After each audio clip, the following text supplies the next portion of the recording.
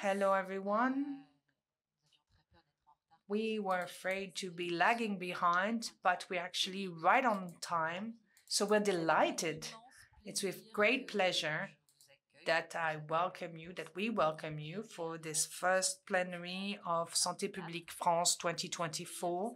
This is a plenary entitled Experimentation and Behavioral Change that will show you a wide variety of issues around this topic of behavioral change, which is a crucible topic.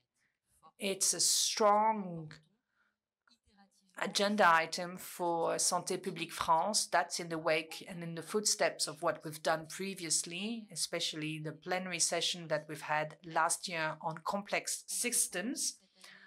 We'll now dwell into the issues of experimentation and behavioral change around different aspects, some that are very generic, but also some that are very specific, with some insights on specific issues that can be drivers of different kinds.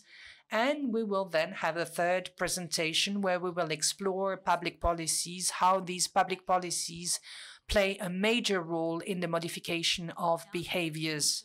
There is leitmotif, a red thread, which is science in all this. I would like to stop on this a few seconds. This is a major issue to change healthy behaviors. We need to have underlying scientific data to know which behaviors are taking place. Are they good? Should we change them? How can we measure them with solid methods? This is fundamental. This is within the DNA of Santé Publique France, within the management of scientific study. And this is what we would like to share with you. There will be 3 presentations that are very much, that complement each other. And I don't know if I will be a good moderator, but I will be very, very cautious. And you will hear Mr. Perm, Marc Bardot, Samin Brick on these works. And this will be in the specific context. I'm talking about the Olympic Games especially. That should be a source of inspiration for each and every one of us to find drivers for behavioral change around physical activity, which is a strong subject for this year. And this event, I would like to thank Mrs. Davis and Mr. Davidson, who have set up the program for today and tomorrow. I would like to thank my co-moderator, Mr. Giroux, from the Ministerial Direction of Public Health. And I will give you the floor. Thank you. I will try to be brief regarding BITP. That's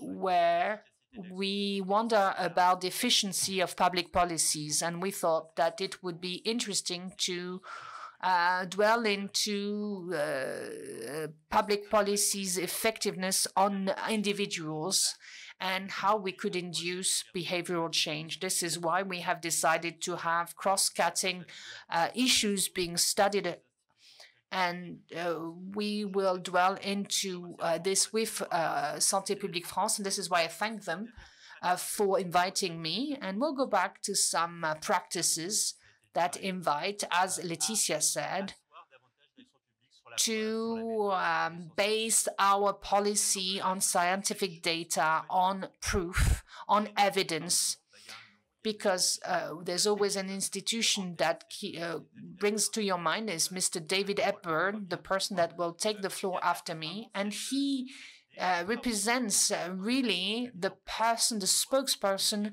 of how to make all these scientific knowledge operational and to help design the right public policies on that subject accordingly.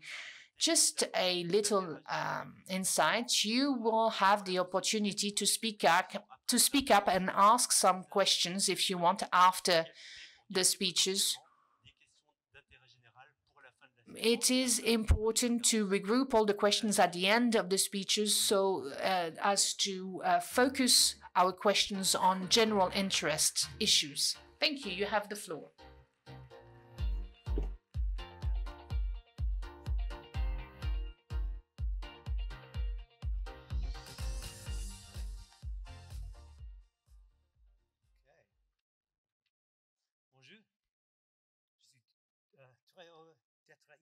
I'm delighted to be with you today. Sorry that my presentation will not be in French, but unfortunately, after so many years of Duolingo, my French is still bad. Right. In England, I will tell you three things we'll do today. A brief introduction to how we use behavioural science in the UK, and some UK-France comparisons, many of which are not good for the UK. I'll talk a bit about how we've used behavioural science with respect to public health, and then I'll talk about something we call what works, which even if you don't care about behavioural science, we should care about a very particular form of strong empiricism or experimentation in all that we do. Very good. So, my strange team, I used to be a respectable academic at Cambridge years ago, but I started working in Downing Street for Tony Blair. I did 6 years and some other things, and I came back to Downing Street for the new Prime Minister 14 years ago, David Cameron, and he wanted to set up this new team. It was a centre-right government. It was trying to find other ways to affect behaviour apart from passing laws and so on. And so in that mix fitted the idea that we could, in the words of the government coalition agreement, support people to make better choices for themselves. And in fact, health was our first area of work. So we've had a lot of support along the way, not least from many American and other colleagues. This is us with Richard Thaler, who later won the Nobel Prize, partly with reference to the work that we were doing together in Downing Street. There's the Nobel. The team and the approach has spread in many countries across the world. In fact, because of the number of requests that we received from other governments, the team, the Behavioural Insights team, was turned into a social purpose company to help other governments. And since then, we have run more than 1,000 interventions across nearly 80 countries in the world, across many topics, not only health, getting people to pay their taxes on time, or getting people back to work faster, or almost any issue you can think of, climate change, and so on. Because the truth is, in many areas of policy, the key issue is often human behaviour. It's no good just passing a law. Why would a law by itself change behaviour? So, some quick Britain-France comparisons. Well, in many areas, as you all know, France, of course, has an extraordinary performing healthcare system that we look at with great envy with respect to your outcomes. And indeed, our current election in Britain, the second most important issue is concerning our healthcare system. So there's nothing I can really tell you. You should be talking to me about this. Of course, you have a high-performing system, partly better resourced in some ways, more doctors, etc. But the issue is that the majority of years of life lost aren't through what happens in our healthcare systems, it's what we do in our lives. We intend to exercise more, and we never get around to it. We'll always exercise more tomorrow. Certainly if you're Anglo-Saxon, if you're British, you'll eat more healthily tomorrow, but not today. You'll quit smoking soon. It doesn't quite happen. It's human behaviour. This is a kind of simple summary we put together for a parliamentary group a few years ago, which is our rough estimate of, we think, about a decade of life, 10 years of life, lost through behavioural or lifestyle factors in a country like, well, this is for the UK, but it would be similar for many countries. So we think typically about 2 to 4 years lost from diet in Britain, bad diets. They're roughly in order. Some of these are very familiar, some of them, interestingly, less so. So stress, having a purpose in your life, the quality of your relationships, we think is another 1/2 to 2.5 years of life lost. Bearing in mind social isolation, our best estimate, is roughly the equivalent of smoking 15 cigarettes a day. Being alone is very bad. Smoking, of course, still probably the biggest single cause of preventable life, 1 to 2 years, our estimate. Alcohol, 1/2 to 1. Physical inactivity, no one's quite sure, but we think about this, 1/2 a year, maybe big impacts on mental health, and also factors such as air pollution, often talked about less, but very important. So there's our rough estimate. And so there's far more, in some ways, years lost that people lose through the lifestyle factors than they do often through our healthcare treatments. Here's a quick comparison. Yep, there's the rise of obesity in the UK. When I used to work for Tony Blair 20-odd years ago, we would say France was on the same track as us, but with about a 20-year lag. That's clearly not true anymore. So, as in common with many Anglo-Saxon countries, we have a huge issue with obesity. Brits are the fattest Europeans, if you can still call us Europeans. Other areas, of course, France does worse. So smoking, really very high rates compared to many countries. The UK is now down, in fact, more closer to heading towards 12% actually in our latest data. So we're doing quite well on smoking relative to you. Other areas, prescription actually, antimicrobial resistance is an issue we're very concerned about. Overprescription, we've done a lot of work. I'll talk briefly about that. We're ahead, you're behind. Here's a quick reminder that, of course, the differences within countries are often as big as the ones between. This is for both smoking, you'll recognize it, much more in the south, as opposed to obesity, much more in the north. I don't know if that's because of Calais, and at the top, it's all those Britons coming across, bringing their bad dietary habits across to the north of France. I don't know, you tell me.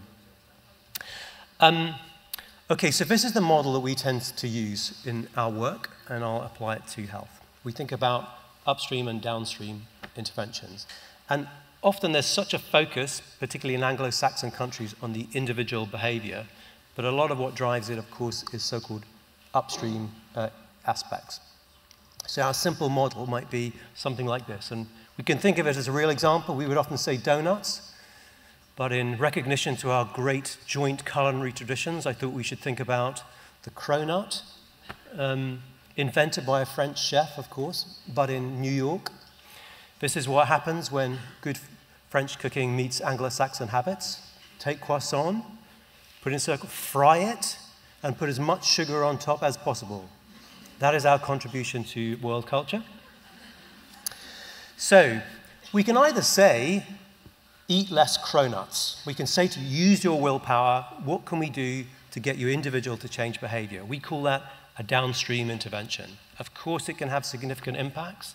It's just that, particularly for a lot of behavior which is not mindful, as soon as you're not paying attention, you lose the battle. As soon as you're watching TV and the food is in front of you, all your goodwill has disappeared, as did the cronuts. Where did they go? We know. A midstream intervention would be you change the immediate environment.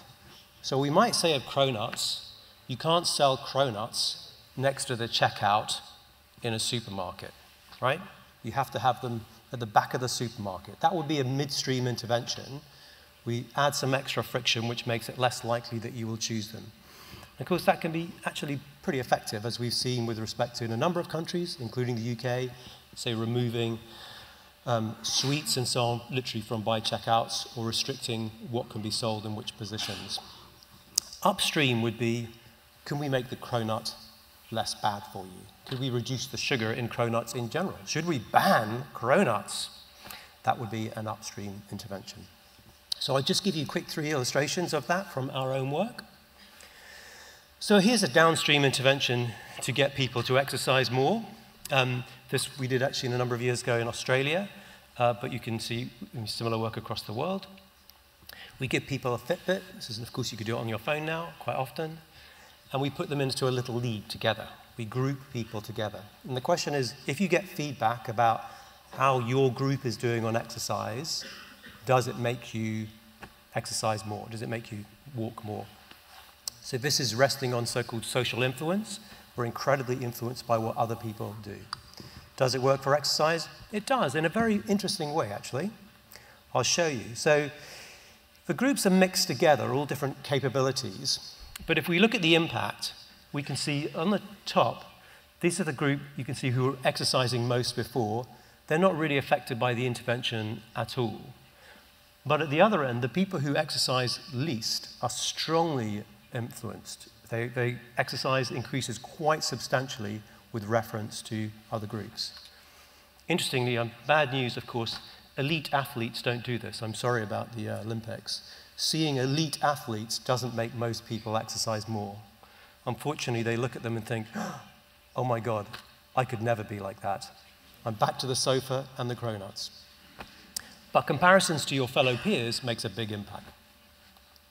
So that's a downstream. A midstream intervention would be to change, as I said, the kind of immediate environment within which you eat, the obesogenic environment in this case.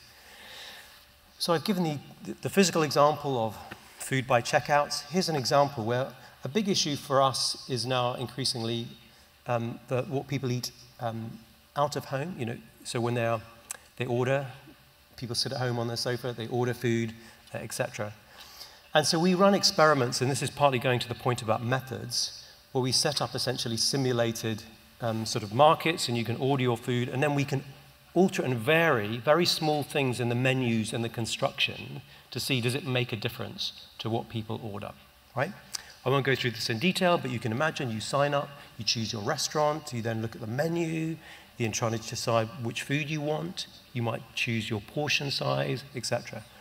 We know that choices are strongly affected by this. The classic illustration is if you choose your coffee and you have 3 sizes, the vast majority of people, at least in Anglo-Saxon countries, choose the middle size. And if you say, why not the other one? They say, well, that one's too big, that one's too small. If you then switch it, get rid of the small size, add an even bigger size, guess what happens? The vast majority of people continue to choose the middle size, even though it's now what used to be the big. And they give exactly the same reason about why they didn't choose the other ones. That one's too small, that one's too big. So you can do some of the same in online environments too. I won't go through it in detail, but I'll just show you the effect sizes. So this is done with thousands of people. We're testing very tiny variations in the online menus to see what difference it makes. And you can see that it knocks out about 8% reduction in calorie choices by very, very subtle changes in the menu. So to think example of, is the default on the portion size, medium, small, when you click on? Do you have to click it from small to medium or the other way around? These things make a very big difference. Here's an upstream intervention. I know, of course, France has done a version of this too, but this is the design of our sugar tax, which we did in the team. This is the levels of sugar in British carbonated drinks in about 2014. And you can see, at a glance, you see these tiered effects. So some drinks, like Coca-Cola and so on, have practically 10 grams per 100 ml, and you see this tipping down. These ones are sort of blended drinks, often in terms of flavored teas, etc. And at the bottom ones, which are essentially using artificial sweeteners. So we designed, there's a big political controversy around this, but a 2-level tax, very particular in its design. So you can see that the higher tax, the red line, is just below the line of where the higher formulation is. And then the lower level is just below the secondary tier. You see what I mean? This is an example of lemonades in Britain at that time. You can see most people are completely unaware of the fact that at that time, 7-Up had much more sugar than an equivalent brand such as Sprite. Just consumers have no awareness of this difference. So it's what we call a double nudge, introducing this 2-level tax. Even before the tax comes into force, because we give industry a 2-year delay, we see immediate reformulation. That's those lemonades, they move straight away. Here's some others. This is within the first couple of years. This is the reformulation that you see in the drinks. So it's a double nudge. It only moves a very small number of consumers from one drink to another.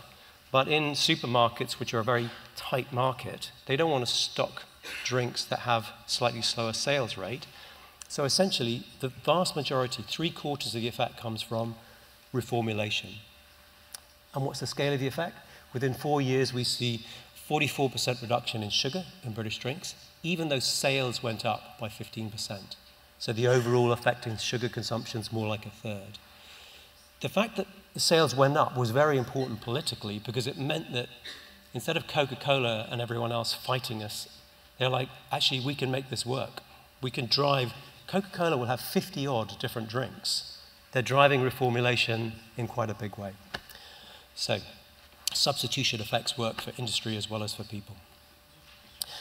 One key result from all this, from our work, has been very important, which is, even if you don't care about the behavioral science, is experimentation. Why not experiment? Why not test? Health, of course, is far ahead of other areas with respect to experimentation and evaluation. These two lines show that's the number of randomized controlled trials in the blue line in health. The red line is everything else, education, crime, welfare. It's absolutely astonishing. And Archie Cochrane, who in Britain and many countries, who gives his name to the Cochrane collaboration, made the argument in the back of his famous book in 1972, I know I've been hard on my medical friends about lack of experimentation, but how many teachers, how many judges have done experiments? And honestly, how many people in public health often? He didn't say that, but we might add it. So, we've done a lot of work on this, and one of the most important things I think my own team has done has driven experimental methods in many areas, in many governments actually now. So here's a simple example. You know, we've all gone through the horror of COVID. As it started to kick off in Britain in February 2020, one of the first early moves was to ask people to wash their hands more often.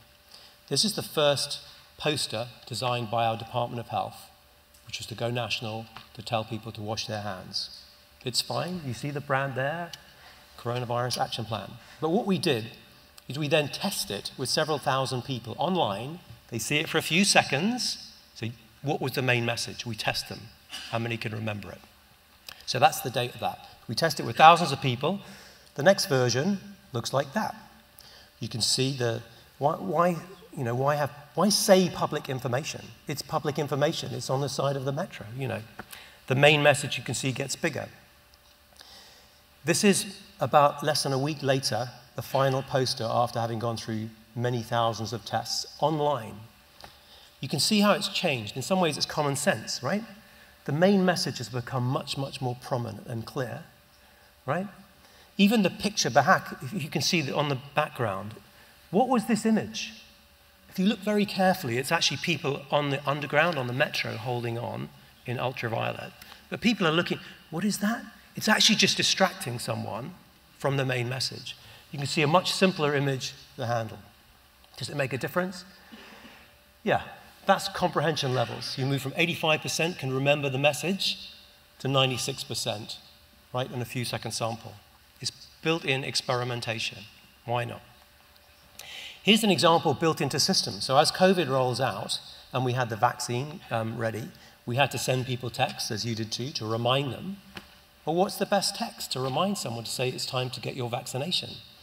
So we built into the live system with millions of people deliberate variation of the message. I won't go through them all. You can sort of see them, 8 different main types, you know, asking about you're eligible and so on and so on. Which one? Maybe it would make no difference. Well, we'll find out. We run it rapidly, because in such a system, potentially with millions of people, we find out the most effective message, then we major on that. I'll tell you the answer. This is the difference. It's very British. You'll love this.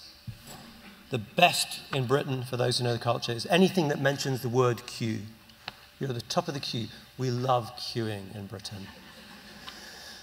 Is it massive? No, but it's about a 0.5 percentage point. That's a lot of extra people turning up to get their vaccination if we've used that wording as opposed to something else. But the main point is, why not build it into your systems? Here's a new variation now. We ran the first ever test of chatbots, first randomized controlled trial in the world. As far as we know, this was done in Latin America. And essentially, again, linked to COVID, we were testing static messages versus chatbots, which engage with the user, and they tell you something like, where do I get my vaccine done, etc. Would it make a difference? It does. You can see this is the number of people who receive these messages. You can see the chatbot. You know, if this is a sample of 250,000 people, significantly more likely to go and get their vaccination when engaging through a chatbot, randomized controlled trial. And we've done that in multiple countries, actually. I thought I'd just briefly come back to antimicrobial resistance. It's something we're very focused on. It's coming up to the 100th anniversary of Fleming's amazing discovery. It's absolutely terrifying that the drugs might stop working pretty soon. We've run a number of trials, including with our chief medical officer to doctors. Turns out doctors are also human beings. So when we ran a trial and we identified the 20% of clinicians, of doctors, who prescribe the most antibiotics, and we just say, you prescribe more than your fellow doctors, Here's some other things you could do. We got significant reductions. That was in the UK. One of the arguments about it, as you will know, is that there are some subpopulations for whom actually we underprescribe antibiotics. So this is a trial in New Zealand where we give doctors feedback both on the level of antibiotics that they prescribe for their white patients, but also the level that they prescribe relative, for the Maori populations. And does it work? I'll show you the results. Giving doctors feedback, particularly the ones who prescribe heavily about their antibiotic use, leads to significant, nearly 10% reduction in their prescription rates, right? Randomized controlled trial. But key detail, the feedback means that there's no reduction with respect to the Maori population. So who would know it? Doctors are humans doing too. The last thing I just mentioned before I conclude is one of the techniques many of us are wrestling with is now the use of behavioral science meets AI meets BI. And here's an early example from 2016, but I think give you a glimpse into that world. So we've been using this for a while. So this is also about clinicians. We have a big inspectorate to try and identify who are doctors, who are GPs, who aren't very good. Our inspectorate over years and years typically identifies about 4% of clinicians as being so-called inadequate. Remember, some of you may know, the UK was the country of Harold Shipman, the person who's killed most people in Britain ever, more than 200 patients, who was a doctor. Anyway, fortunately, most doctors don't do that. You can see this is what we're trying to do, is imagine if you follow that dotted line. If you did it randomly, you can see if you had a 20% sample, you'd find 20%, if you see what I mean, of your inadequate doctors with your inspectors. Our inspectorate does focus its effort, and that black line is how it focuses its effort. So you can see its inspectors would find just over 30% of inadequates. The blue line is a machine learning model we built to tell them where you should send your inspectors. And you can see it catches about 95%. It's astonishingly effective, using a combination of prescribing data, population data, patient, just feedback. So, in conclusion, hopefully I've given you some glimpse into our world. You're not too horrified by it. Can we increase healthy life expectancy? Absolutely. I mean, we know those behavioral and lifestyle factors. They're absolutely massive. A huge amount of it, though, of course, is not saying to individuals live more healthily. It's can we make it easy to live healthily? That's the most important message we drumbeat again and again. The choice environment, can we make it easy so that the default, the easy thing to do is to live healthily? Whereas certainly in Anglo-Saxon countries, we built a world where it's easy to live unhealthily, essentially. If you want a simple mnemonic if you don't want to read all our stuff, I think these 4 factors. If you want to affect human behavior, we call it EAST in English. Make it easy, obsessively take away frictions. Attractive, what makes it more appealing to choose. Social, what other people doing. And timely, when's the key moment? I haven't talked much of that, but it's very important. If you want to change behavior, look for a moment when people's behavior is disrupted. So for example, you want people to exercise more. Nice to have an Olympics, that's great. Going even house to house and saying to people, why don't you cycle or walk to work? Generally not effective. Unless, there's one exception, if the person's just moved house.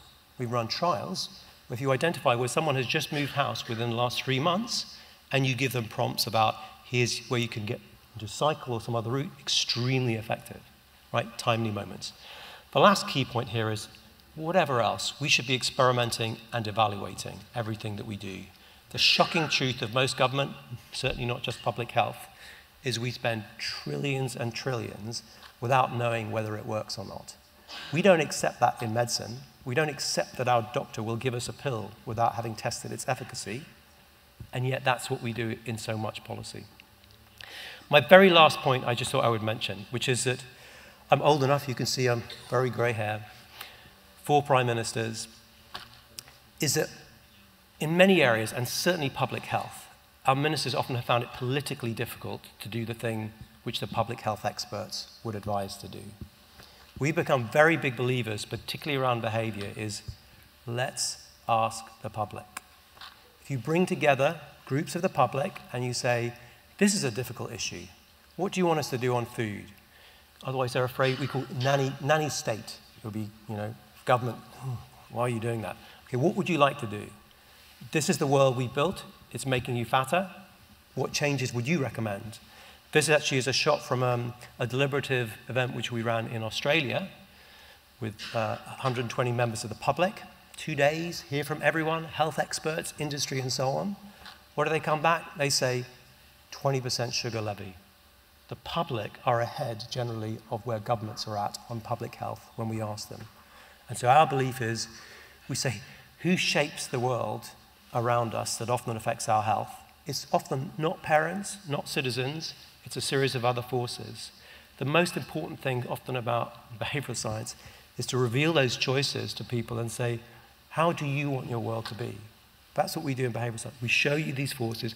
How would you like to shape the world that shapes you? So we are very big believers in these kind of mechanisms, and I think we're going to be doing something with you in this space. So thank you. I hope that's useful. Some glimpse into our world. As I said, there's lots which we need to learn more from you than the other way around, but hopefully I've shared something of use to you today. Thank you. Merci beaucoup.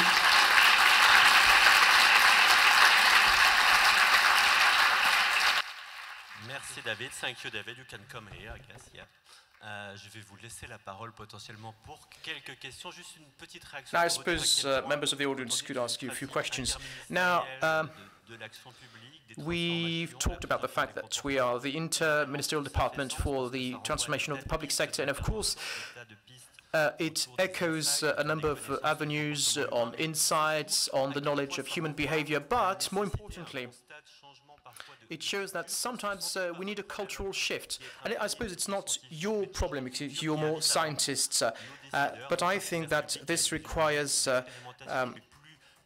decision makers and political leaders to bring about this cultural change.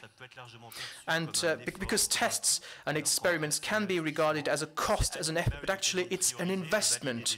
It's an opportunity to prioritize, to prove choices, but also it's a way of getting the buy-in of decision makers. Now, I give you the floor. Do members of the audience have questions for David? Do not be scared. He's here for you. It seems that you are... Oh, we have a question.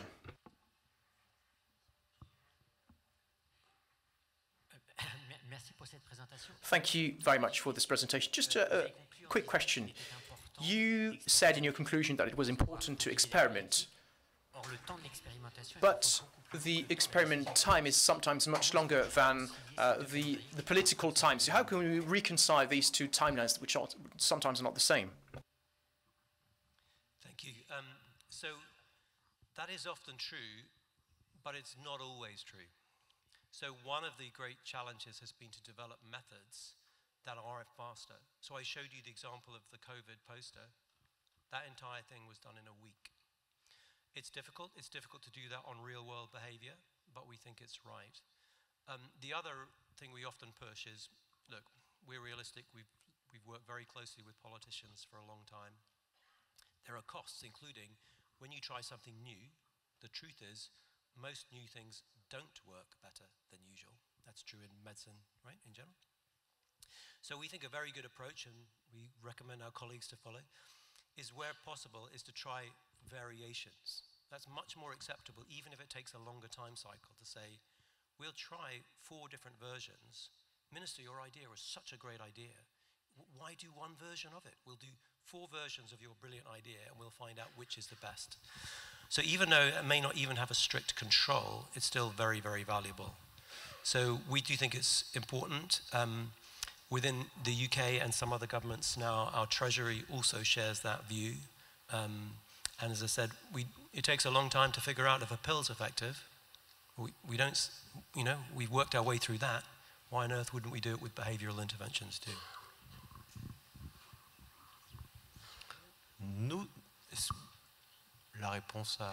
Does it answer your...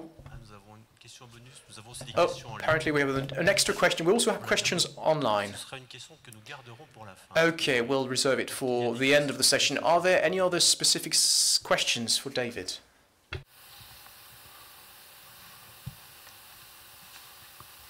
Non. I know it's the case. You see, that there's nothing we can learn. France, there's not much you can learn from us fat Brits. Now, hopefully, there's a few things still. J'ajoute un petit élément de réponse à cette question. Okay, let me just add something to this in response to this question. There's also the issue of the technical offer. It's essential to enable governments and decision makers to have a simple, quick and effective technical tool to meet these needs that can also be adapted to election and political deadlines. Right, before we start the debate on this question, I suggest we move on. I think that the experiments that you are going to present, Mark, will help us understand different experiments, quick, light experiments, things that are successful in terms of interventions, as has been demonstrated just now with text messages and posters.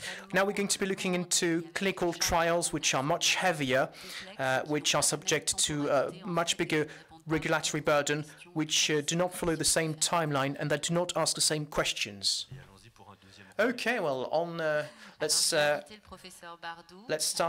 move on to the second presentation. So I'm delighted to be joined by Marc Bardou, who's the coordinator of the Dijon CIC.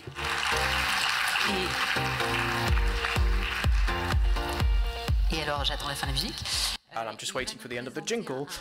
Mr. Bardou is going to be presenting some very specific work on economic incentives, which are quite a taboo in France. I think that's quite true.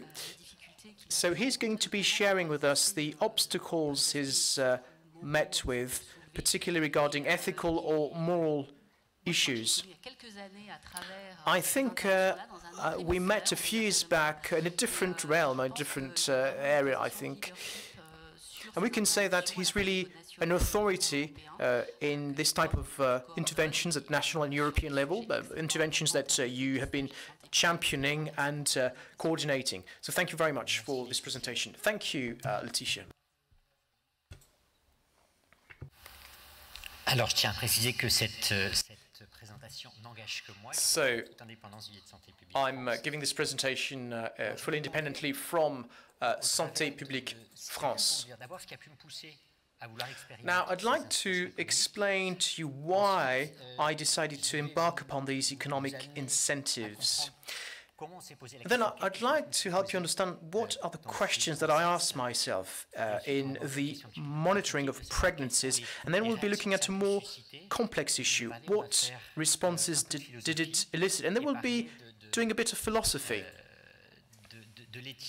We'll be talking about ethics and morals. So today I'm the substitute because Santé Publique France would have loved to have Esther Duflo, our our Nobel Prize winner in economics, who unfortunately could not be here today. I don't know how to play this audio file, but that doesn't matter. So I developed an interest for this economic behavioral approach because it was on a Sunday morning in 2012, I was listening to a radio show and I heard Esther Duflo, the economist, and she said that she used randomized ECR, so randomized control trials, RCTs, from medical studies to economics. For example, in relation to education, etc. So I thought, let's start an experiment. So I got in touch with Esther Duflo and we agreed that we would make progress on this project. Now, this all started on the basis of an observation. Maybe it's a slightly intricate table here, but the first observation is that some women would forego pregnancy monitoring. On the right-hand side, you can see in red women who have foregone care. Now, the idea was to show that there are determinants. Amongst women who decided to forego care, there were lots of unqualified women, women who lived in a household with revenues under 1,500 euros, more women who did not have private health insurance, but well, the last row of the table is very important. When you look at the travel time to a maternity hospital, actually there were no differences. So the main drivers for this was not the inaccessibility of care, and it was not the inability to have access to health care. So that was our first observation. Some women would forego care. And there was a second observation. So you might think, okay, they forego this care, and well, why should we bother? Well, actually, we should. This study, conducted in France on people facing hardship, well, it shows that you have an increase of severe neonatal morbidity and severe maternal morbidity. So there was a real issue when of course, women would forego pregnancy follow-up. Now, the third element, what did we try? This is a study that was conducted in Ireland, Prepare for Life. It was in the region of Galway. So women who lived in underprivileged areas were offered a program with a neonatal follow-up at home with visits from midwives. I'm not sure you can read what's in the table, but there were no differences in terms of health-related events. However, less than only 60% of visits were made at home, and it's understandable. When you live in an underprivileged situation and you live in an unfit home, you may not really want someone to come to your home and see that your home is run down. Now, this is a study that was published in France on smoking cessation, and it showed that economic incentives during pregnancy had a significant effect on smoking cessation. So, in short, some women forego care. It's usually those facing hardships or in vulnerable situation. Usually they do this because they do not have access. When they don't have access and they forego care, it does have consequences for them and for their children. And measures that strengthened access to care did not prove their efficiency. So, on that basis, I decided to start the NET birth study, which was the impact of conditional economic incentives on the development of pregnancies amongst women covered by the Supplementary Health Coverage, CMUC, or State Medical Aid, AME. It was in 2014, but you can see that it's been a real obstacle course since then. Now, what's the main objective? If you have a conditional transfer, so it's a cash transfer, you can have an unconditional transfer. I give you money at the start of your pregnancy, and you can use it as you see fit.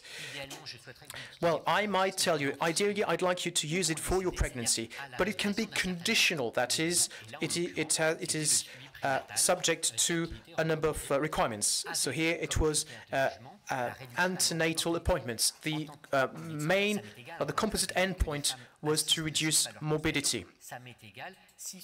I don't care whether women do not go to their appointments, provided it does not have any consequences in terms of morbidity. So it was a cluster trial. So women were not randomized as such. It's the maternity hospitals that they would go to that were randomized. So that's the design we adopted. Women were only informed of the group in which they were. And if I have time, I'll explain to you why. So we applied for this project for the first time at the Ministry of Health in 2013. So we applied for funding. And one of the experts said, okay, on the intervention proper, which consists in giving 30 euros at each visit to patients, is that possible? We've had an informal consultation with the CBC, the Research Ethics Committee, which believes that it's not possible ethically. So we filed this project with the CPP, the Research Ethics Committee, and they came to the conclusion that there was a moral conflict. One of the members said there's an obvious loss of chance because the women included will suffer from, will experience a loss of earnings, but the risk is not higher. Ethically, it's difficult to include a placebo group which would be at a disadvantage. If it had been a drug trial, as you can see in the last line, well, no one is wondering whether a placebo group would be acceptable, because a placebo group is part of the standards of care. Now, it says it's difficult to accept this because women are at a disadvantage, but the risk of complications is not higher. But there's a loss of chance in the control group, but not a higher risk. That's a real ethical issue here. Then we got into more complicated things, and it's still the ERC of the CPP report. It's a question that's often asked in terms of economic or behavioral economics. They say that basically we're acting as the nanny state. We are being paternalistic. I'm telling you to do this because I know what's right for you. So actually, well, that was their approach. So if we tell women, if women believe that they are important only when they are pregnant, well, they might believe that they are only interesting when pregnant. So it could explain why people who are underprivileged have large families. And also, why not offer something else, said members of the ERC, of the CPC. Why not offer beauty treatment of a hairdressing session? Okay, I can accept being blamed for being paternalistic, but offering beauty treatment or hairdressing session to these women facing hardships maybe is slightly more paternalistic. And then we can maybe wonder about the appropriateness of writing or sending a written memo to women in vulnerable situations who mostly are illiterate. Now, the main problem for experts, well, at the time, a GP appointment was 25 euros, and they said, well, they're going to get 30 euros, which is higher than the price for an appointment. So can we accept to pay patients? The CPC has said we cannot issue a clear opinion here. So it's all related to this issue of the conflict of values. So the main problem for the CPC was that women were able to use this cash as they saw fit. But actually, that was the idea. We wanted them to be able to use the money as they saw fit and in an unstigmatized way. So, as I was saying, we had an issue here. As experts said, we had an ethical dilemma. That is, when we have a conflict of values, values that stand in contradiction. And because of that, it's very difficult to make a call. For example, say you cheat on your partner. If I tell him or her, or if I do not tell him or her, that means I'm dishonest. But if I tell them, my family is just going to break up. So I'm conflicted between my duty of loyalty and the duty to preserve my family unity. So how are you going to make a call here? How are you going to decide whether you tell them or not? Now, let's come back to healthcare. Let's say I have a patient, someone who will die in the next 3 months, and it's a fact. Now, should I tell them that they have 3 months left? If I do, well, patients are entitled to the right to information. They have to be able to make autonomous decisions and actions. They have to prepare for their passing. So it's related to the concept of beneficence and non-maleficence. But if I tell them, the last 3 months are going to be terrible because they will see this as a countdown. Now, it brings us to the issue of the right to lie, and I'm sure that you all have Kant as your bedside book, as bedside reading. The philosopher said in the 18th century, he talked of a supposed right to tell lies from benevolent motives. And he said, truth in utterances that cannot be avoided is the formal duty of a man to everyone, however great the disadvantage that may arise from it to him. When we have an ethical dilemma, I have two values that stand in contradiction. How will I solve it? Well, we need a hierarchy of values for this. So facing the situation, we would say what would prevail is the need, the willingness to reduce complications from pregnancy. So health is the crucial value. And so we'll have a hierarchy of values. The prevailing value will prevail and impact and affect my decision. And the other decisions I will make will be made accordingly. And sometimes you can't have a hierarchy and you need to find a compromise as to which course of action to take. So what's important is to know what's the overriding value, what is most important. In Libération in 2012, there was some interest from Éric Favreau when they said that there was no breast cancer screening in a village. That was the starting point of his work. And they gave free means of transport thanks to that, but they didn't increase the number of breast cancer screening. And so they wondered what were the indicators, the factors that would actually impact and affect the number of breast cancer screenings. So they wanted to make a representation, and we want to define what works, what doesn't. And that's the only element that would guide our actions. Then afterwards, not everything is done at any cost, obviously.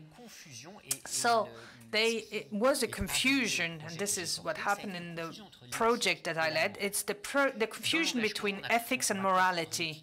In common language, often we use those terms interchangeably to describe what would be good to do.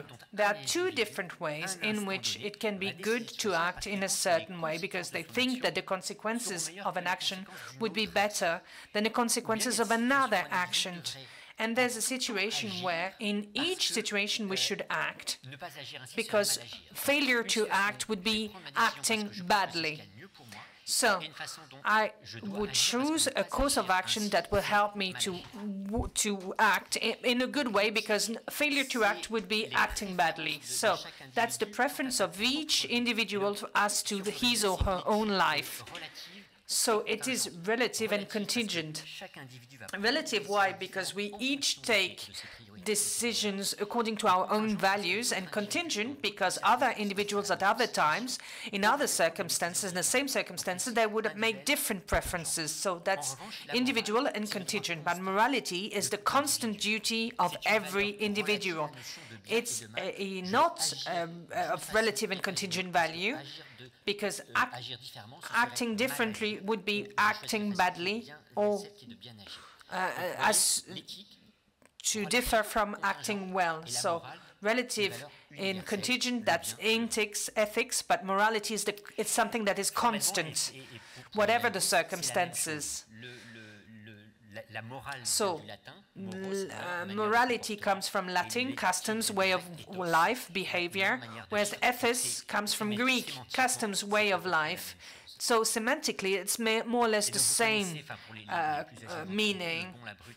You may know as the Western, where we talk about, so we have the ethics, we have the law, the standard-setting legal part, and in terms of inflammation, we have to face and see what is legal, what is regulatory, and that actually takes time. And then morality, that's what's good.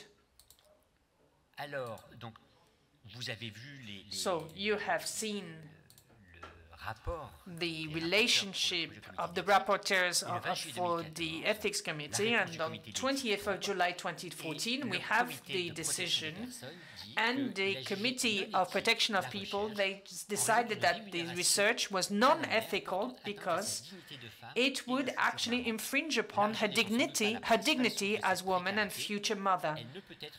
Money is not the main source of precariousness and cannot be an end to a means in these circumstances. So the juxtaposition of the word ethics, they decided that it was ethically non-acceptable, and that would infringe upon the notion of dignity. And this is where we had morality being in the dilemma. So we ended up having the authorization to conduct the study, otherwise I wouldn't be in front of you today. So we could do this study. And what guided my choice in terms of compensation was straightforward means, pragmatic means. We selected a card, a MasterCard. I'm going to do the ad for MasterCard, but it's a payment card.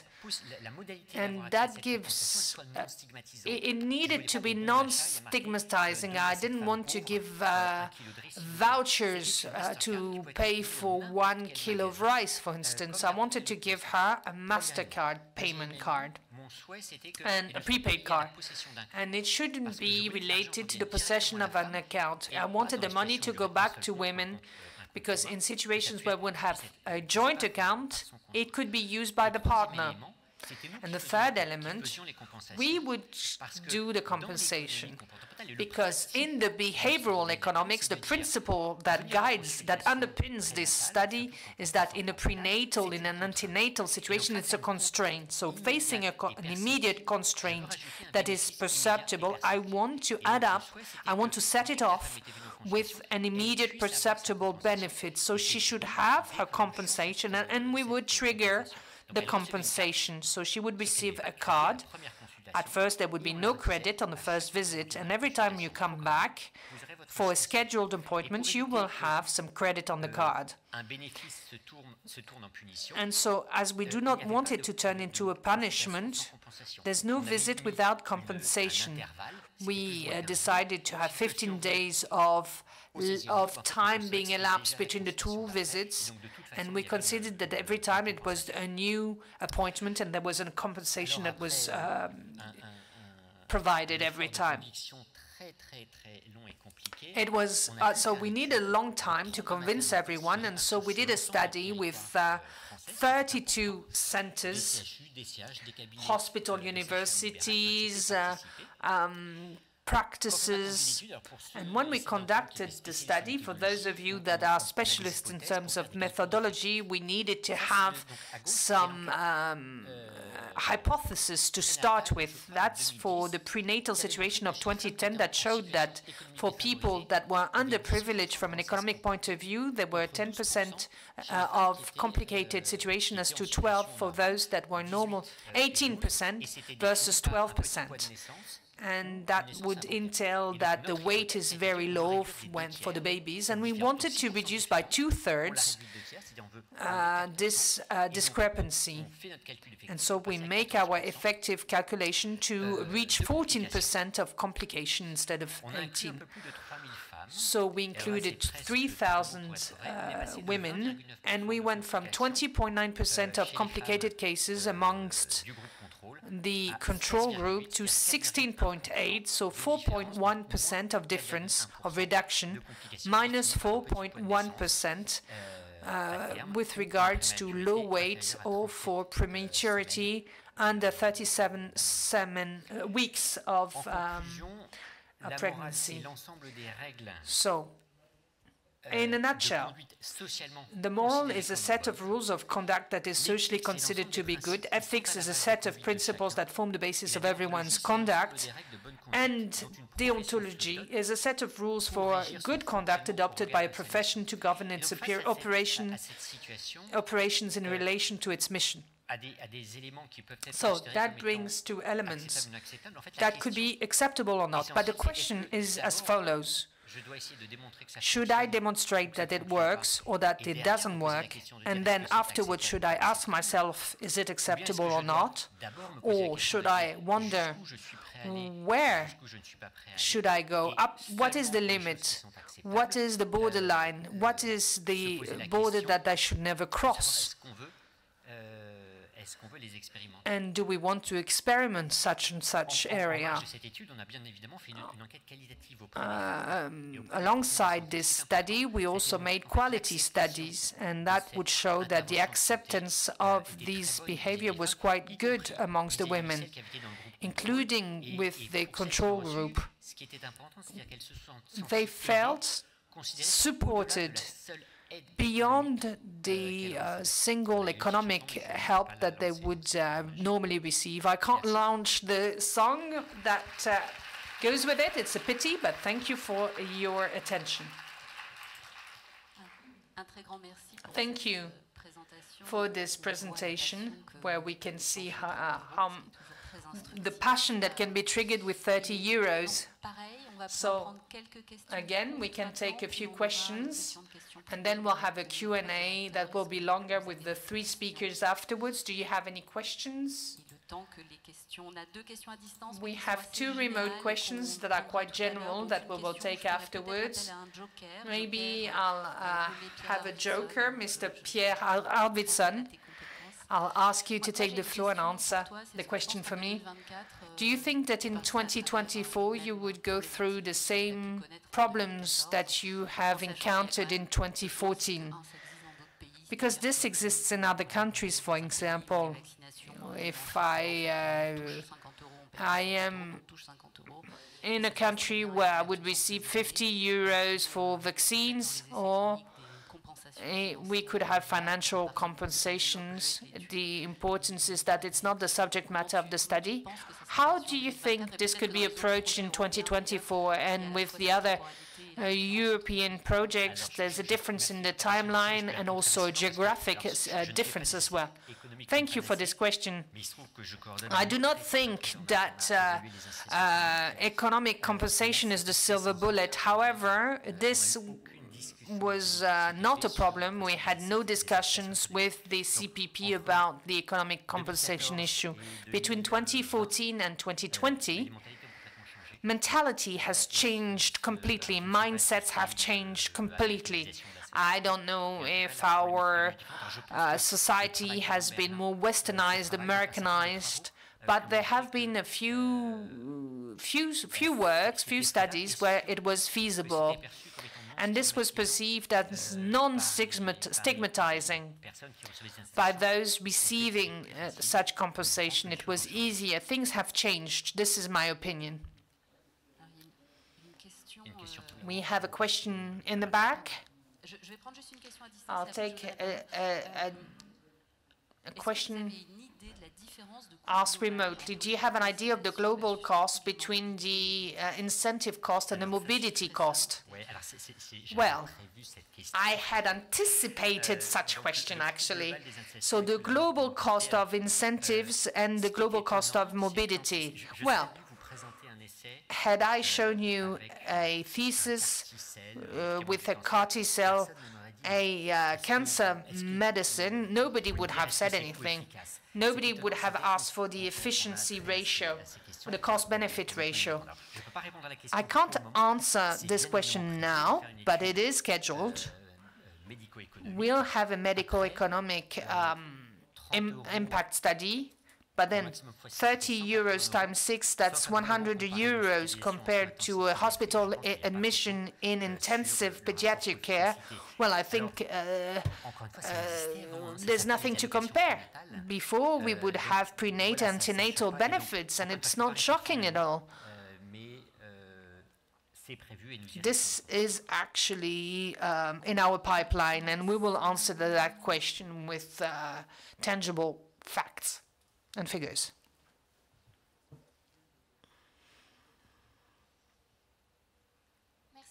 Thank you for your input. It was very clear.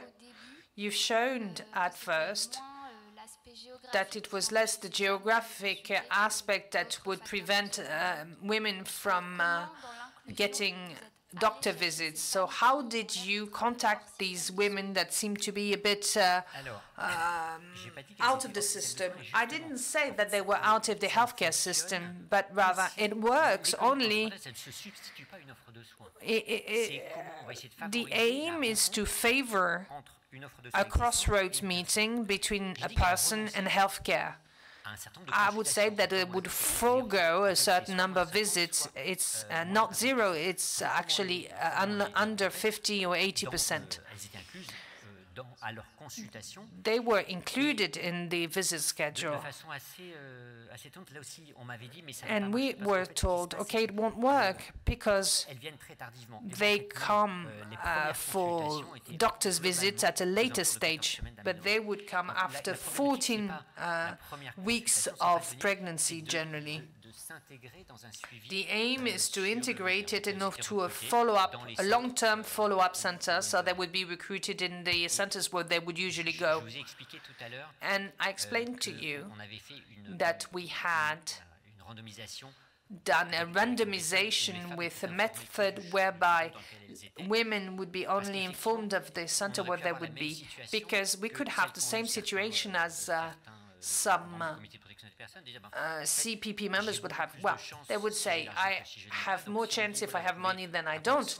If I have the choice between receiving money and not receiving money, if I make a draw and we would say in the end you won't have the money, the risk would be that they would refuse to participate, and then we would have a bias on the recruitment.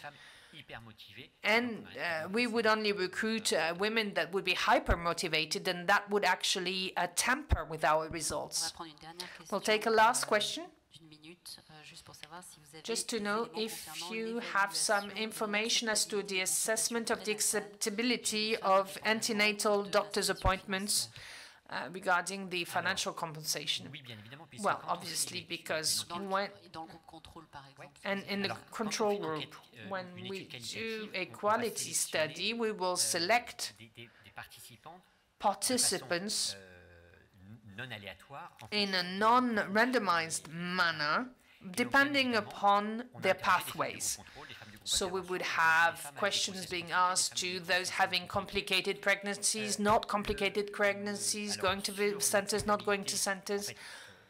And on the probability, well, it's good, because the problem is the constraint, because if they have to go to doctor's appointments, if they already have children, the mother has to clothe them, bring them alongside with them in public means of transport. So the problem might not be the physical access to healthcare. We have asked questions on prenatal healthcare in general. There was no difficulty. And we also questioned women in a control group as to how they would perceive the intervention. What about not being faced with that situation? And there was a good acceptability of the intervention system, and also of the principle of giving some financial compensation.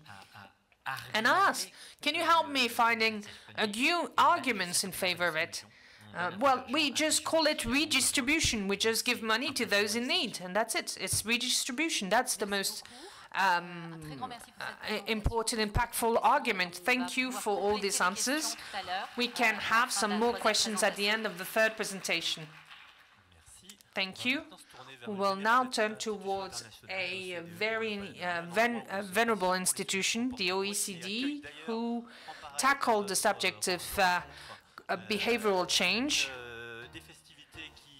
And we actually have festivities that will rally all the government agencies on behavioral change, and we'll talk about physical activity. And we've worked on that with David's team on that subject, and we decided to work on a PA with public service agents, not saying that there's a problem with them, but when we choose issues, we also choose methods, or also population groups.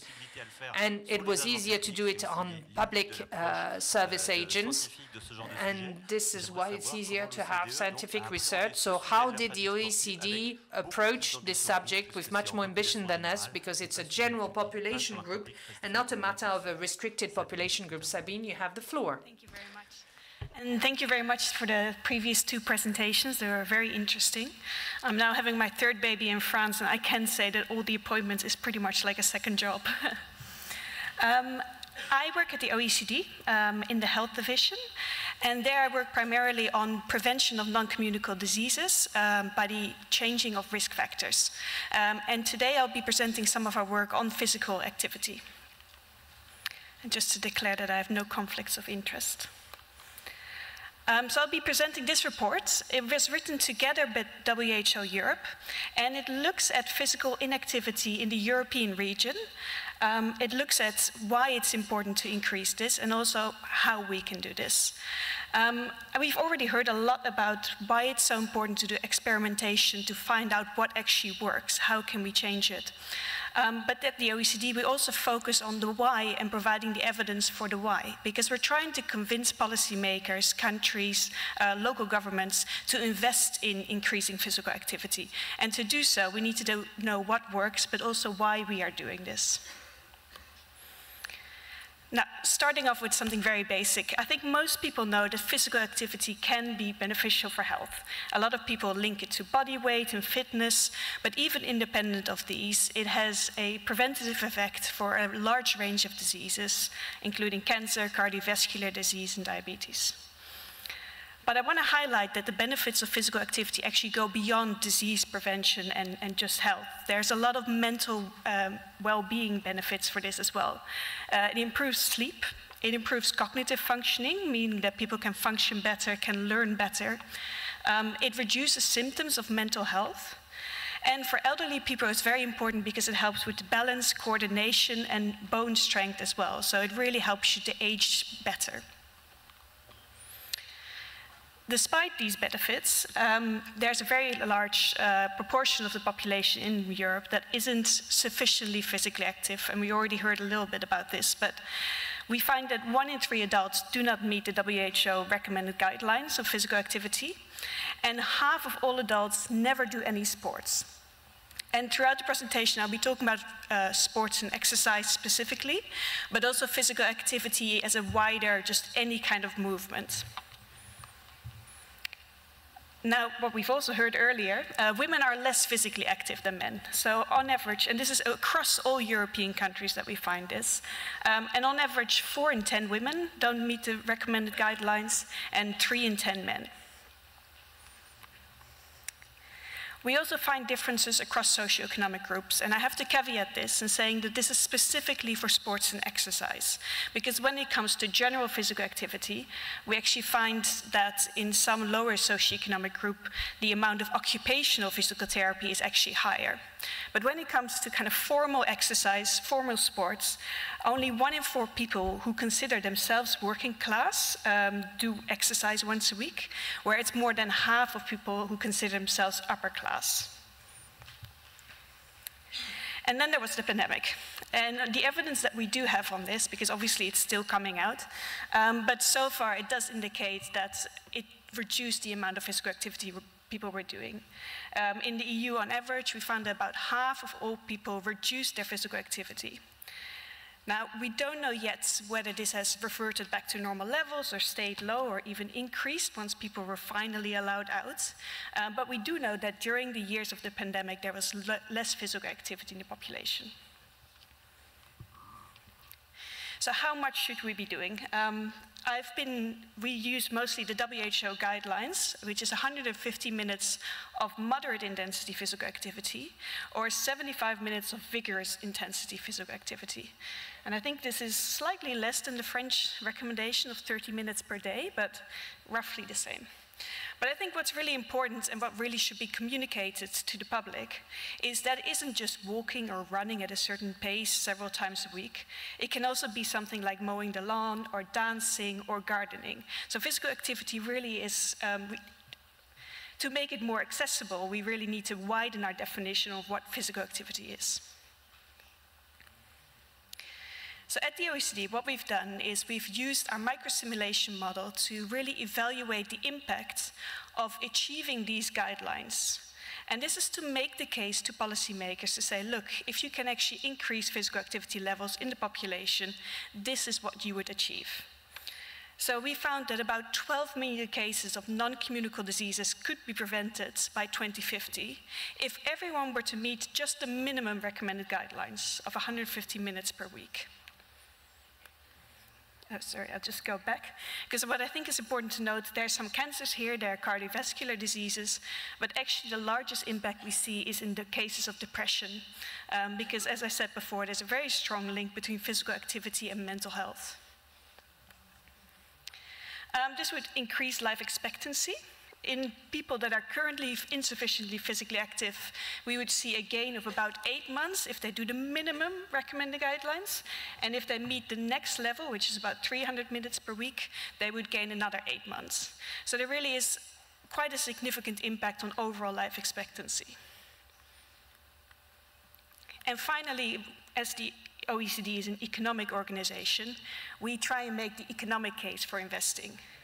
And we find that if everyone were to do 150 minutes of physical activity per week, we would save about 8 billion euros across the EU in healthcare expenditure. And I've highlighted France here, which is more than $1 billion every year in healthcare expenditure. So there's also a very strong economic case on top of the health and well-being case.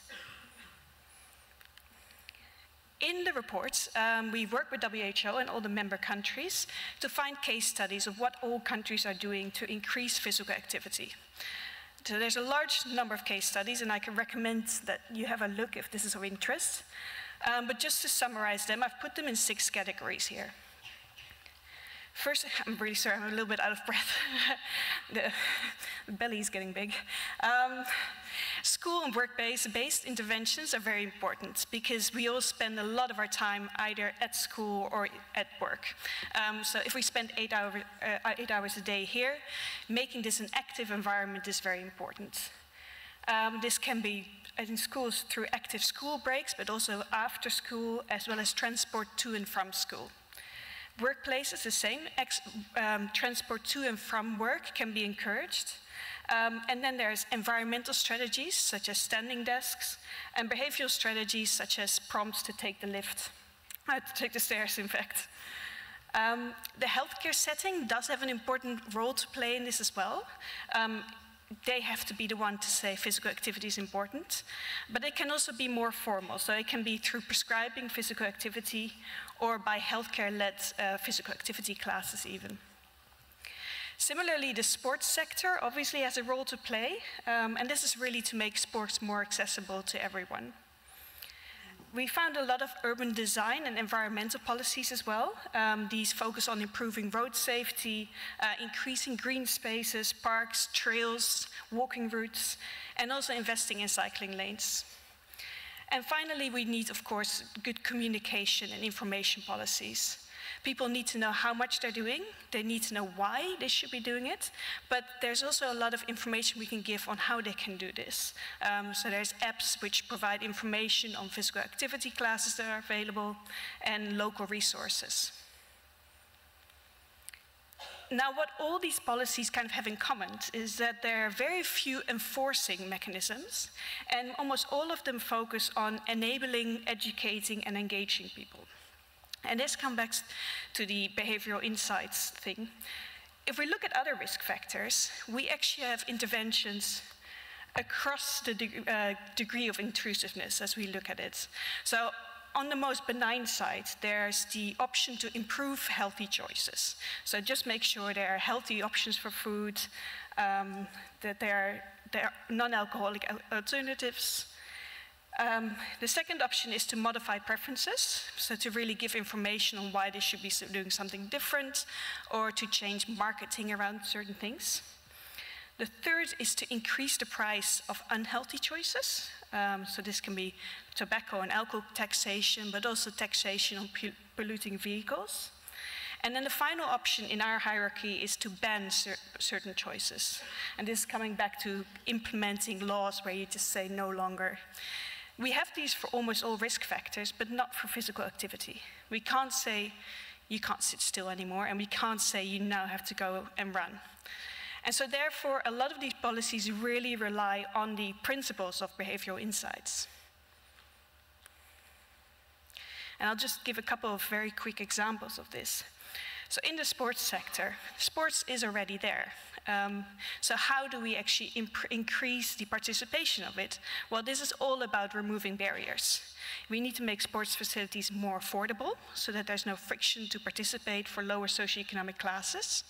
But we also need to tailor them to the public. So there's a lot of emphasis, and I actually saw that later today there's a session on this, on making sports focusing on health promotion rather than competition. And this is particularly relevant for certain groups, such as women or elderly people who might not feel like, I really have the skills to participate in a football league, but would be willing to participate just for fun or just to be healthier.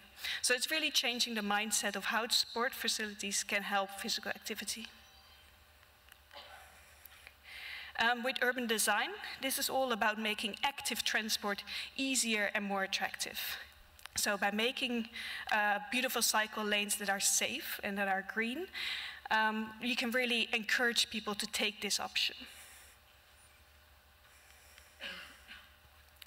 And finally, there's the use of the messenger effect. So there's quite a few countries now that implemented prescribing of physical activity in primary care. And the idea is that a doctor literally gives a prescription, but not for drugs, but just for doing a certain amount of physical activity. And the idea is that the doctor will work with the patient to figure out what works, what can they do, what fits their health status, and what would they be willing to do. And besides the informational element of this, there's a very strong motivational thing, because if the doctor actually prescribes physical activity, it becomes much less optional and more of something that really feel like you have to do. And now, before I also get questions about cost effectiveness, this is from some earlier work we did on obesity, but this is a physical activity policy package. And what we did is we looked at the cost of implementing such a package, and then the economic returns we get from these. So these are economic returns in terms of a more productive workforce, people in employment, not absent from work, not retiring early.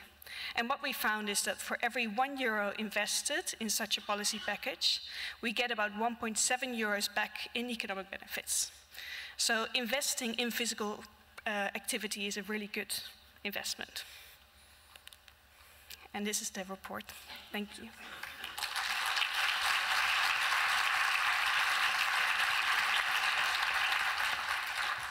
Merci Sabine. Thank you, Sabine. Are there any questions in the auditorium?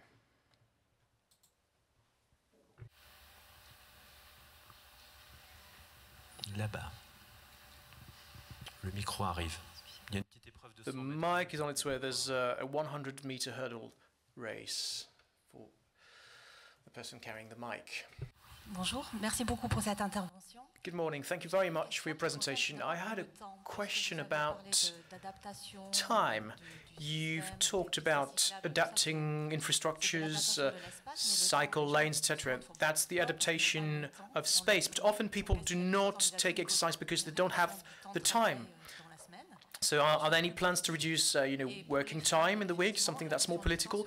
And for women, there's also the issue of time for women, because there's a lot of talk about the unequal distribution of tasks, of chores at home. So you have identified inequalities between for women. Have you spotted any similar inequalities for women who have no children, etc.? So I think that the gender equality dimension may not have been explored enough yet.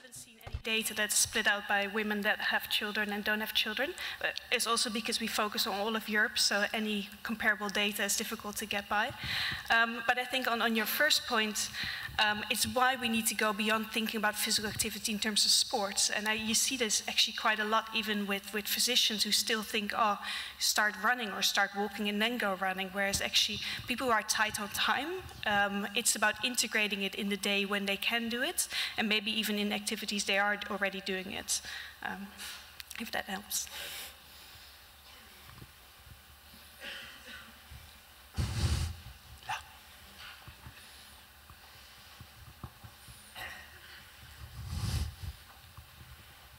Merci. Thank you. You said that GPs prescribing physical activity could bring this home. Well, the thing is that in France, we're not very good in prescribing adapted physical activity. And one of the difficulties is the A from adapting. How do you select the way you adapt physical activities? You can have women, elder patients, people with obesity, etc. So we don't really know how to adapt physical activity. So my question is, how can we really bring about this cultural shift in adapting recommendations of physical activity depending on the target population? So the prescribing physical activity exists in many different countries, but in many different shapes. So, for example, in the Netherlands, they prescribe, and it's actually the classes themselves are paid for. So there's actually kind of, it's not a direct economic incentive, but you actually get to participate in classes for free. But in Sweden, for example, they have a very, they don't do that, but they have a very extensive guideline manual that doctors can use that is adapted for different conditions, different situations, to really try and understand what could work for these patients and how can we deliver, how can we find something that works for them. And it involves also a follow-up to say how did you get on, did you do it, what didn't work, how can we adjust this. So it is very important that these kind of prescriptions are adjusted and not just start running and then come back and see me. Une question en ligne qui concerne le rôle. We have a question online about the room for maneuver for employers. What can they do? You don't want employers to make people feel guilty. So what are the most relevant options for employers? On the role of employers in general health, so not just physical activity, because I think that's important. Like, it needs to fit in the whole picture. Like, you're not going to encourage more physical activity while you have vending machines with chocolate bars everywhere. But there is a very, very strong role for that, and that is also why some of the work we're doing is about looking at the impact it has on productivity of the workforce. But I think that's where we need the evidence to actually convince employers that this isn't just a social thing they're doing. It actually helps their own workforce, it helps their own bottom line. And I think more evidence on this is really what you need, unless you... Yeah. Mais une fois qu'ils sont convaincus... Right, but once they're convinced, how much can they intervene? It cannot be too much of a top-down approach or something that makes people guilty. How can this sporting activity be part of a more general plan? You don't want to twist people's arms. There's nothing they can really do to say this is what you have to do, but there's a lot of small things at the margins, and this is coming back exactly to what David was presenting. There's encouraging taking the stairs, there's the standing desks, there's providing longer lunch breaks. There's a lot of companies now that provide activities during lunch breaks. So I think there's a lot that can be done to encourage it. There's a lot of cycle to work schemes where employers pay part of the cost of the bicycle. So I think there's just a very wide range of options that they can do once convinced. If I may just a comment, you've been talking about standing desks. Nowadays, in France, you need a medical certificate or GP certificate to have one. I think we need to simplify things. We need to remove this type of obstacles, things for which you need recommendations. And I think that this will bring about a change of mindset amongst employers. Avons-nous des regrets du... Any regrets?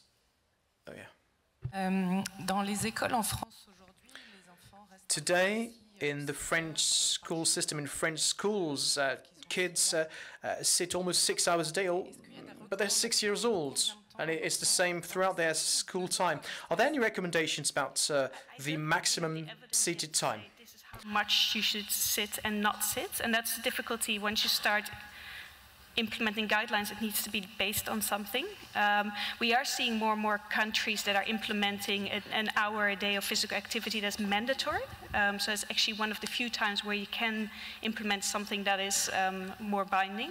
But we haven't seen any proper evidence as to how much they should move. But more and more you see like yoga classes at the beginning of the school, so not just the formal go away and play football together, but even throughout the day that the classroom itself becomes more active as well.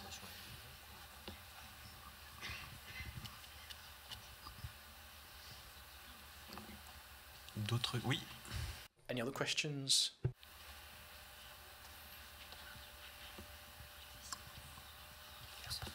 Oui, merci. Bonjour. Thank you very much. Good morning. I'd like to pick up on what you said earlier on about sport by prescription. I don't know what the situation is like in other countries, but it seems to me that we're kind of lagging behind here in France, that we're struggling to introduce this. I was faced with two issues. We asked GPs to prescribe a number of sports sessions to patients, but GPs are at a bit of a loss. They don't really know what to offer, what type of physical activities. I'm not saying that GPs are inept. That's absolutely not my point. They are experts in their fields, but they are a bit confused when we ask them to do this. They don't really know what physical activity they have to prescribe. And also, we have difficulties with health or sports professionals. We have sports educators who have a number of skills, but who may not be directly familiar with health-related issues. So depending on the type of health problem or health issues, some educators will be able to help people with diabetes, for example, who will be able to define a number of activities specific to this type of condition. So a lot of people have good intentions, but it's all very complex. Depending on the type of condition, not all sports educators can support people, depending on the type of condition. So we have physiotherapists, educators, GPs, many different professionals. And when I talk about it with these professionals, you know, we all want to do the right thing, but you have to be very careful about what you do, depending on the type of condition you might be faced with or the type of health condition. And I think it's fair to say that in France we don't have a lot of visibility or certainty on this. Now, I did attend a number of training courses, and when sports are prescribed by GP, we've been told about a sort of manual or guidebook that will connect doctors with educators. Unfortunately, I could not get by this book. So it's all very nice and well. I mean, the idea is great, but I think that we're lagging behind in terms of implementation. I think it's still difficult today in France, and I don't know why. Merci. Ah, il y a du rebond. Thank you. Oh, we have other responses there. Hello, good morning. Thank you very much for your presentation. So maybe I did not hear it during the presentations, but we often communicate on life expectancy benefits, but shouldn't we communicate more about healthy life expectancy benefits, that is? Any more? I'm not sure I've fully understood the question, I'm sorry. Vous avez présenté des résultats tout à l'heure sur earlier on, you presented results on the impact of these steps in order to increase, for example, 8 months in life expectancy. But I was talking about healthy life expectancy. For people aged between 65 and 75, people are still alive, but they're not always in good health. So we should assess the impact of these measures in terms of the healthy life expectancy gained for people, I mean, I don't have any for older people. examples specifically, but I think anything that increases physical activity, we see the benefits, even if it's not to prevent diseases, we see the benefits on sleep, on bone health in everyone. So I don't have any examples of specific policies that focus only on people in good health, but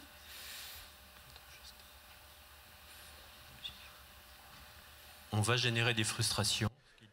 I think there's going to be a lot of frustration because we have online questions that we might answer later. For those of you who have specific questions or questions specific to this issue to attend this afternoon session. Yes, there will be a special session this afternoon on health promotion. We can see here in your questions a lot of things related to, well, for example, the fact that prescription can be a lever, but also things related to the more tangible aspects of implementation in the different sectors. And I think it's something that will probably better be addressed this afternoon. And we have other questions which we believe should be addressed. I think we're going to ask our three panelists to come here on the stage. Sabine. I think it'd be interesting to listen to our three panelists, for example, on the right balance between the structural response or intervention and individual or actions at individual level.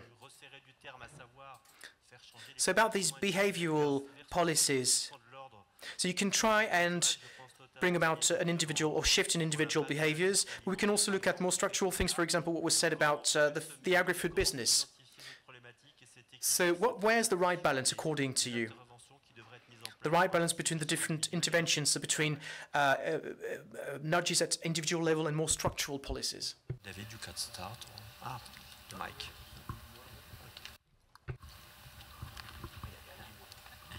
Alors, je vais pas trancher cette question, mais il y avait un article intéressant dans le. There was an interesting paper a few weeks ago where scientists tested behavioral incentives in vending machines with snacks and beverages. So using sort of, well, a traffic light system or messages saying, for example, if you eat or drink this, you'll have to take exercise for 1-2 hours, etc. So no effects in terms of snacks, but it did work for drinks. People went for the least calorific drinks. The findings of experts was that policymakers and industrial companies should actually promote this type of message. That means you shift the burden of responsibility to users, to individuals.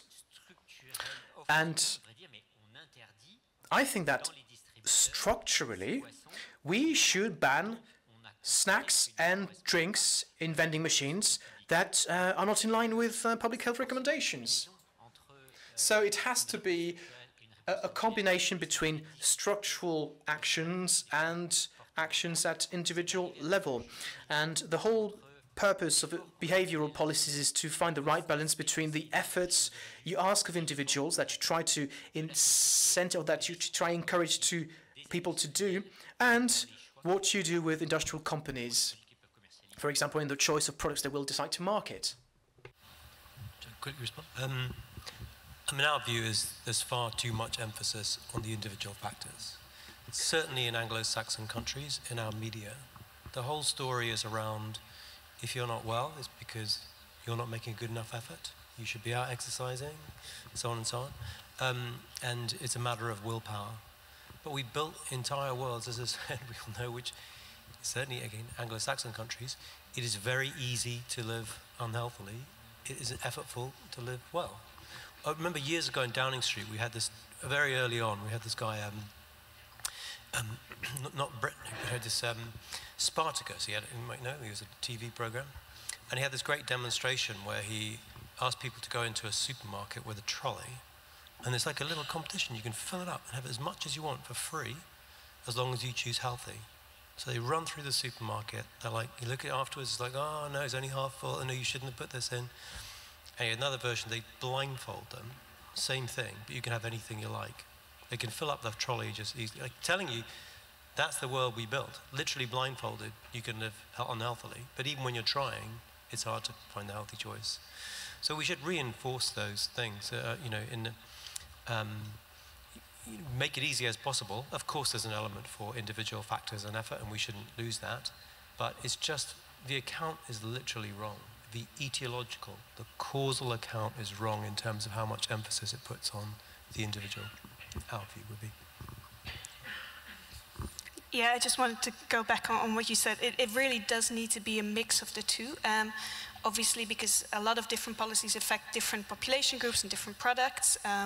But what we also see is, and I always love the example from the UK of the sugar tax, is that we implemented thinking, it will increase price, people will decrease consumption, but actually the effect was, before it was even implemented, through reformulation.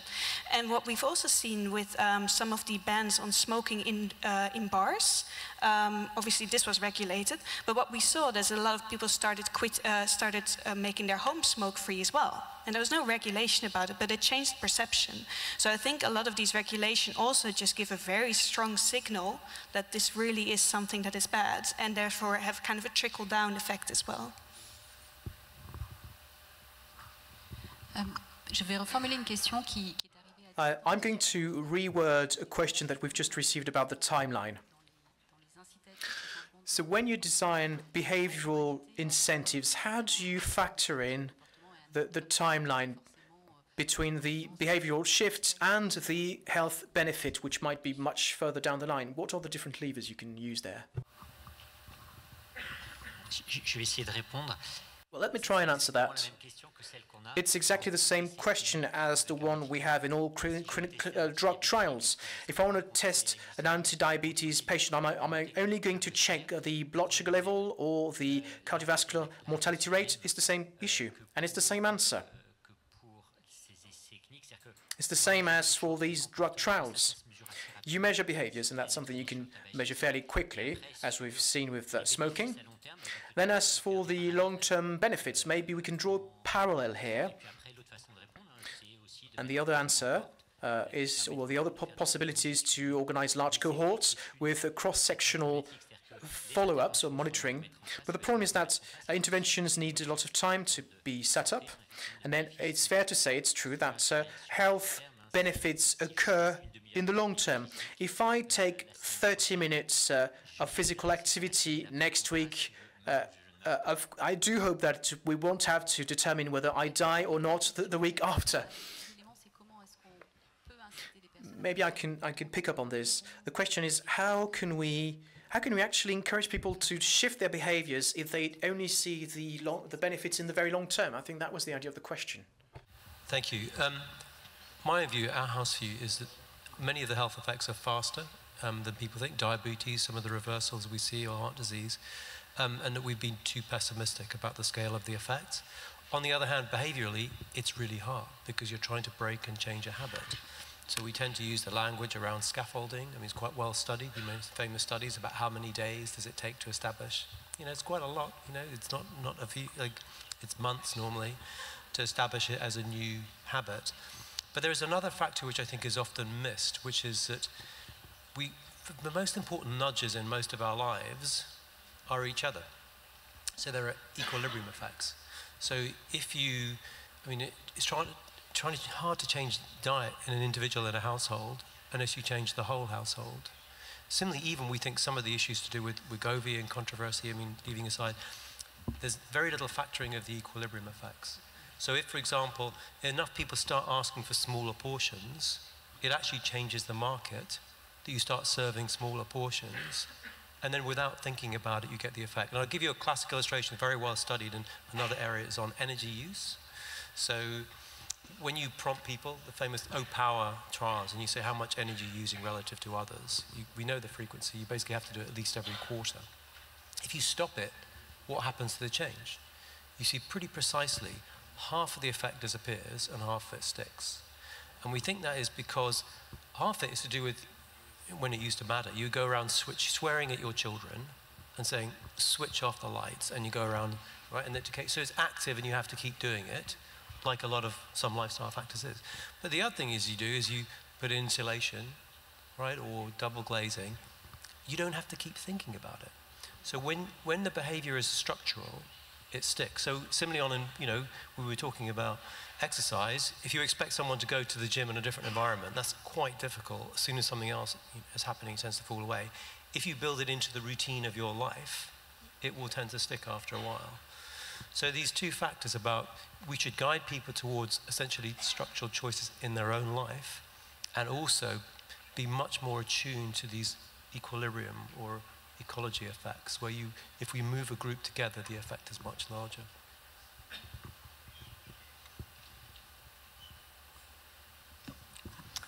Un autre type de questionnement qui renvoie à la question de l'équilibre. Another question that's related to the right balance between individual nudges and structural measures, and I'm sure you will all agree on this. The question is it's about the educational factor. How can we use all this to create educational actions that can empower people, where you change mindsets, where you change behaviors in the long term beyond individual behaviors, something that really help people to change their behaviors on the basis of education. I'm not sure I did understand the question, says the gentleman. Well, where does education fit in all this? People often see two different approaches, the structural and the individual approach, but I think there's something in between. Education. What can education do here? I think we all agree that education here does make sense. We can do something. We can change people's minds. We need to take into account human psychology and look at the drivers of behaviors. But how can we use all this in education, of course, for young generations, but also for older ones? Okay, let me try and answer that. Two things here. I think the first answer here, and it echoes what Laetitia was saying, you want to encourage people to do something for which they're convinced that it's wrong.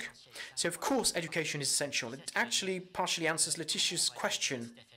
How can we encourage people to do things? Well, the first way is to educate them. You can tell people, here are the expected benefits of doing this and that. Now, for health, you can't encourage people if there's no healthcare provision. But of course, you need to educate people why it is right. Also, you can use economic incentives in education. It's something that's been done already. And I'm a strong believer in collective rewards, something that they already did in schools. We're not talking about politics here, but for example, different levels of proficiency in the same class. So you can create some kind of collective engagement. So if overall, for example, there was in some schemes they set a target, potential rewards. If pupils reached a certain level of proficiency, they would go on a trip. So if we want, we need to. So education can be used for economic incentives. More to that, I think also in what we educate people, we need to think about behavioral insights. So rather than just saying you have to move more, we need to understand what's holding them back from moving more. Is it because they see too many barriers and they don't know what to do? Then we need to tailor our messages for that. And I think that in physical activity, there's a lot more that we need to understand what's holding people back. Why are people not doing it? Do they not understand the importance? Do they think I'm quite fit? And tailor messages to that as well. I was just going to say, by the way, feeling the social pressure to stand up here, and this is the sitting down end. Look, of course, there's one of the big interesting areas in behavioral science, you will know, is the contrast between what we call nudges, which is, just prompted, and boosts. And a boost is something which is also increasing your capacity to understand it better. On COVID, of course, an intervention which is educative, so you understand the transmission variables and you can adjust your behavior. In the long term, that must be right. That said, of course, we should educate ourselves and our kids about the etiology. Telling a 15-year-old in most countries that we should go on this thing because it's good for them, their health, that's a terrible strategy. We literally know that. Tell them we're going to go out there and get covered in mess and dirty and whatever, then that's good. But part of it should also be that educative in a deeper sense, which is to understand the factors that drive our behavior, to see why it's so hard to introduce exercise if we haven't got it, or so in these other kind of ways. Or even when you were talking about doctors, we have beautiful intervention in the UK where doctors, by the way, they've got lots of knowledge. They're afraid that if they raise the issue with an overweight patient, their offence will be caused. So a beautiful trial to test that. Is it true? What's the right or wrong way? Educative and say, what's the right or wrong way to say to someone you might want to get exercise? 1 in 200 people objected as patients. 1 in 200, almost no one, when they use the right wording. So to understand those factors, and finally, if it's right that a lot of these drivers are in the environment, a good example would be, yeah, of course, go and eat healthy vegetables and so on, but an equally important, sometimes a more important one is, we're close to where you live in many countries, there are very large numbers of supermarkets. Do you know which is the healthiest supermarket to walk into? Which is the supermarket which prompts you with the best variety of healthy choices in front? That's probably the most important thing you do, because once you go in the supermarket and the cronuts, which we heard about earlier, will be there and everything else, you'll lose the battle. But if you choose, for which of 10 supermarkets should I enter, if you get educative in the sense of market, you then change the market. So I think it's a really good question, but actually to answer it in terms of a deeper sense of the factors so that you can mobilize our population to really make a difference on, making it easier to live well. Merci. Nous refaisons un petit tour de salle. Okay, let's collect some new questions. If anyone would like to pick up on some question and answers that took place before, thank you. I have a question on the structural part in relation to sports under prescription. It is an incentive, however, it is not reimbursed by the social security funds. We could have some kind of reimbursement, but it would be done by the top-up insurance fund. We need extra paper, extra red tape. So regarding all the presentations that we've had so far, we see that there's a link between precariousness, being underprivileged, and physical activity. Often it's a financial matter. For women, it's often due to lack of time. And it can have impact on diseases, but also obesity and comorbidity. So my question is the following, and let's not talk from a general point of view, but if we talk about long-term diseases, is there some reflection today at the ministerial level, at the OECD level, as to calculations of the cost of reimbursements in terms of cost-benefit ratio and the budget impact that it could have? Do we have some reflections on budgetary reflections, forecasts as to the impact it could have on social security funds? Not everyone has a top-up insurance. So there's a part of the population that does not have access to it. So if it's only a matter of top-up insurance premiums, yeah, we have understood what is at stake from a financial point of view. May it be for the paying for this or the rest. I just have a minute to answer. So maybe, Sabine, you have some food for thought as to the cost-benefit ratio answer on prescribed physical activity. And then, otherwise, I would urge you to listen to this afternoon session that will talk about the French part of the PA incentives. Evaluations, particularly of the one in Sweden and of the Netherlands that I mentioned earlier. They are effective. Obviously, cost effectiveness depends on what limit you set and also what impacts you look at. So often we're limited at looking at the savings in healthcare expenditure. But if you were to look at the productivity impact and in the impacts on the economy, then it becomes more and more effective. And so that's something that we're looking at more and more now, because particularly with physical activity, the impacts really go far beyond just preventing diseases. So that's the one thing I would say. But overall, we have found that these were cost effective, yes. Merci beaucoup. Je crois qu'on va devoir en rester là. Si vous voulez reprendre une... So we'll stop here. If you want to dwell into behavioral change insights, again, everything that is evidence-based and pragmatic-based and empiric-based, of course, we'll talk about it tomorrow, and we'll talk about the works that we've done with the High National Authority on domestic violence and abuse. There are other issues that will be tackled. I thank all the speakers for their speeches, and I'll give the last words to the lady on my right. Thank you for your active contribution. Thank you to all the speakers, to the co-moderator. We have seen how these issues are important and impact on PA. Let's meet again on HP, health promotion. And tomorrow we'll have a session on from theory to practice and the impact that it can have on public health. We can continue to debate on the modalities that enable and that are conducive to behavioral change. Thank you to all of you. Thank you to all the speakers.